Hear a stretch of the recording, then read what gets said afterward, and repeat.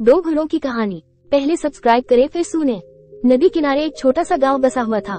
नदी गांव के लोगों के लिए पानी का प्रमुख स्रोत थी, लेकिन जब बरसात के मौसम आया और गांव में कई दिनों तक घनघोर बारिश हुई तो नदी में बाढ़ गई। बाढ़ का पानी पूरे गांव में भर गया। मकान पानी में डूब गए। लोगों को सुरक्षित स्थानों पर भागना पड़ा। बाढ़ के पानी में लोगों के घरों की कई चीजें बहने लगी। उनमें दो घड़े भी थे, एक पीतल का घड़ा था और एक मिट्टी का। दोनों ही घड़े पानी में खुद को बचाने का प्रयत्न कर रहे थे। पीतल के कठोर और मजबूत घड़े ने जब मिट्टी की कमजोर घड़े को संघर्ष करते देखा तो सोचने लगा कि मिट्टी का एक कमजोर घड़ा आखिर कब तक खुद को डूबने से बचा पाएगा। मुझे इसकी सहायता करनी चाहिए। उसने मिट्टी के घड़े से कहा, मित्र सुनो, तुम मिट्टी के बने हुए हो और बहुत कमजोर हो।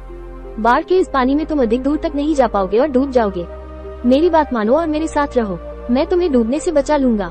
मिट्टी के घड़े ने पीतल के घड़े को देखा और उत्तर दिया, मित्र, तुम्हारी सहायता के प्रस्ताव के लिए धन्यवाद, लेकिन मेरा तुम्हारे आसपास रहना मेरी सलामती के लिए उचित नहीं है। तुम ठहरे पीतल के बने घड़े और मैं मिट्टी का घड़ा। तुम बहुत कठोर और मजबूत हो। अगर तुम मुझसे टकरा गए तो मैं तो चकनाचूर हो जाऊंगा। इसलिए तुमसे दूर रहने में ही मेरी भलाई है। मैं स्वयं ही खुद को बचाने का प्रयास करता हूँ। भगवान ने चाहा तो किसी तरह किनारे तक पहुँच ही जाऊंगा। इतना कहने के बाद मिट्टी का घड़ा दूसरी दिशा में बहने का प्रयत्न करने लगा और धीरे धीरे पानी के बहाव के साथ नदी किनारे पहुँच गया।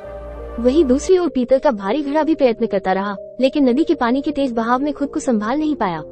उसमें पानी भर गया और वह डूब गया।